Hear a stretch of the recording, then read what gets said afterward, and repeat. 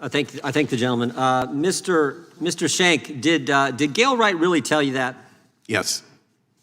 Justice Alito said he didn't tell her. She said she didn't tell him, but you're sure she told you? Absolutely. Now, you wrote a book a couple of years ago, is that right? 2018, you wrote a book? Yes. I want to read a section from that book. It's a section where you relate you and your family attended oral arguments at the court. You were there in the courtroom, and that directly involved your brother Paul, also a reverend. And I just want to read this section. You said, with the single rap of the gavel, Chief Justice William Rehnquist announced, "We'll hear argument first this morning in number 95-1065, Reverend Paul Shank and Dwight Saunders versus Pro-Choice Network of Western New York." Paul and I winked at each other, knowing we had made history with that Reverend in his name. It had been a minor victory when we persuaded the court that Reverend should remain before Paul's name, even though we had been told repeatedly that legal briefs never included such titles. You thought it was important that, obviously based on what you said, you thought it was important that the title Reverend be in front of Paul's name, is that right? Correct. And why was that?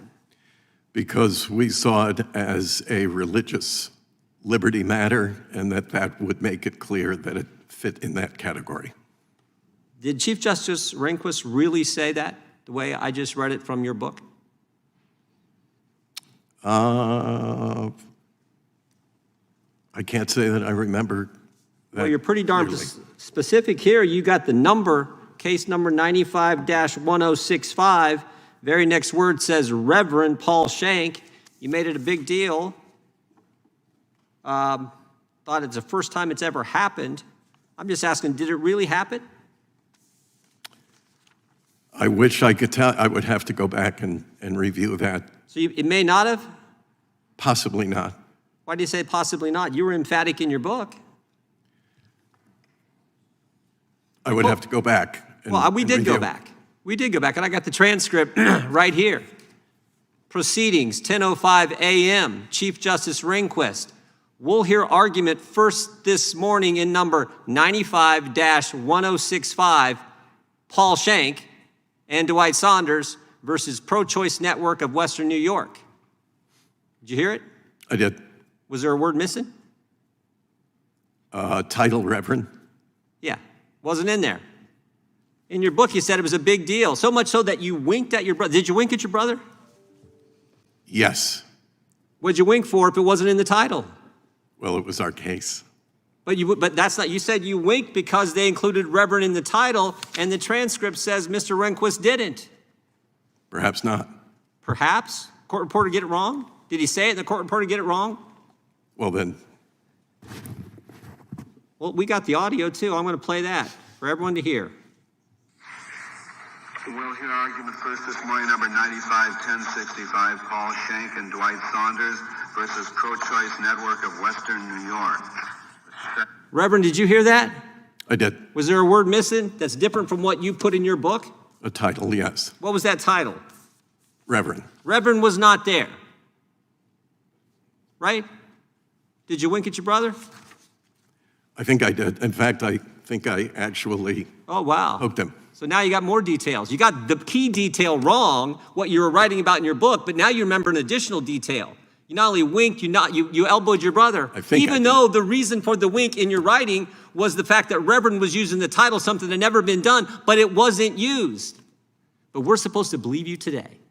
We're supposed to take your word over Justice Alito's word. We're supposed to take your word over a lady who gave you dollars donated to your cause, Miss Gail Wright. You're disparaging her name, Justice Alito's name, and the court. And you have this, which obviously didn't happen. We got the transcript, we got the audio, but you made it a big deal in your book. One thing I've learned, people who mislead folks on small things, mislead them on big things. And you know what? You can lie in a book, it's not a crime. You can lie to the New York Times, that's not a crime. But when you come in front of Congress and you say things that are not true, you're not allowed to do that. You're not supposed to do that. And we have seen it. You're not supposed to do that. I yield back. This is the gentleman for yielding. Mr. Shank, how did the New York Times get the story? They called me and asked me to confirm facts surrounding what they had heard about a 2014 leak of the Hobby Lobby decision. What prompted them to call you? They said they had learned some facts about the case, and they were asking me if it was true. From whom? They did not, the reporters did not tell me from whom they learned it. Just out of the clear blue sky, they come say, hey, did Miss Wright at a dinner party hear from Justice Alito the outcome of a pending case, in particular the Hobby Lobby case, and did she call you? How did they know the facts? The alleged facts, because they're not facts. I don't think it happened. That was not the question they asked me.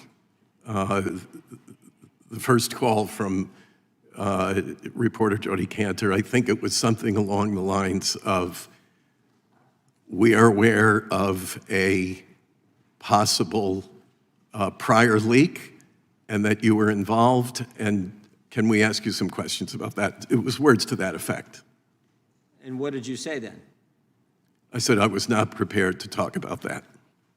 Okay, but then you've subsequently talked to the New York Times, so when did you call them back? It was probably days to, I would say certainly multiple days. I was very conflicted. I wanted to keep this a private matter. I did not intend to go public with it.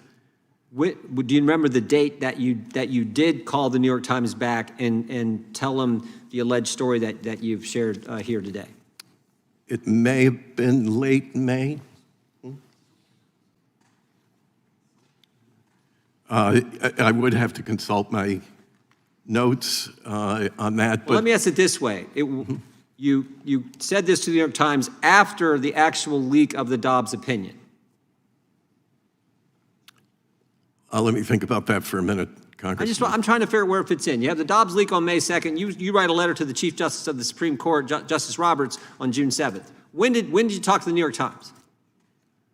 Sometime, I would have to check again, but it was sometime in late May to early June. So before you sent so it was more important to talk to the press about this leak than it was to put the court on notice of something that's so egregious that you're here today testifying in front of Congress. Oh, I was in great turmoil about the whole matter, Congressman. I was literally praying on it. I was agonizing over it, Well, I appreciate wondering that. what I should do about Prayer is it. important. I appreciate that. But you did it before you sent the letter to the Chief Justice. Off the record, strictly off the record, I did answer some questions. Well, now we're talking off the record. Why off the record? If it's so darn important, you're praying for it, why not just tell them?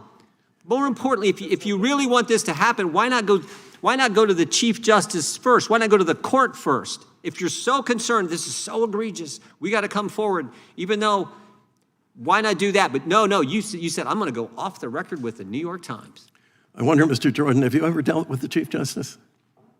I wasn't sure I wanted to get called in by the Chief Justice. I do a call with the Chief Justice. We do a call where we talk about the courts and the whole system. Well, Mr. Jordan, maybe the reason that he was off the record then is because there was no book deal. Maybe.